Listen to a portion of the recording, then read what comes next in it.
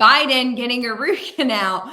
So first off, it's the Congress, the government in general is working on the debt ceiling and managing all of those nuances. So all the legislation out there for congenitally missing teeth, like those things that the Forever Smile one or Endearing Smile one, Enduring Smile legislation, oral health literacy, workforce issues, all of those things have sort of failed until they figure out how they're going to manage to fund the government for the next year. So there's not a whole lot coming out right now, but certainly we'll keep you posted on all of those things happening.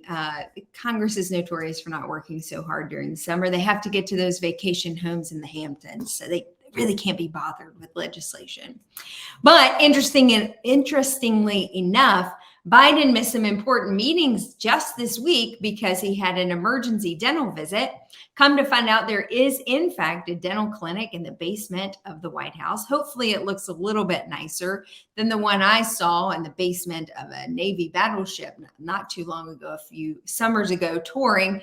I'm sure it's much more modern, but he did have to have an emergency root canal on a premolar. That was disclosed, and hopefully he's feeling better.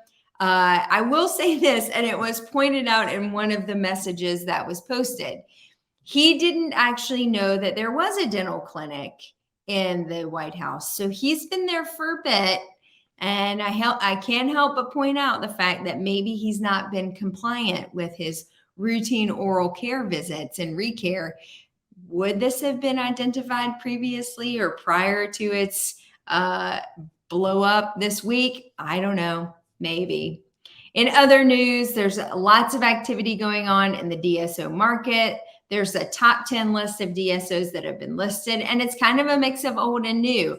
You're seeing an amalgamation of both the traditional DSO models like Aspen, Heartland, DentalWorks, et cetera, but then you're seeing this new onslaught of DSOs, mostly PE-backed groups that are coming in and amassing large numbers of group practices at one time, and then kind of selling them in conglomerates and then creating these big snowballs of DSOs. So kind of an interesting time in our market, an interesting evolution in the way that we practice dentistry. I've had a lot of conversations recently with other doctors and other manufacturers about what this will mean for dentistry moving forward.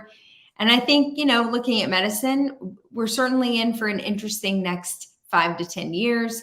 But for those of us who are determined to stay in the field and enjoy it and continue to care for our patients, we're just going to have to hang on for the ride. And with that, that's the news.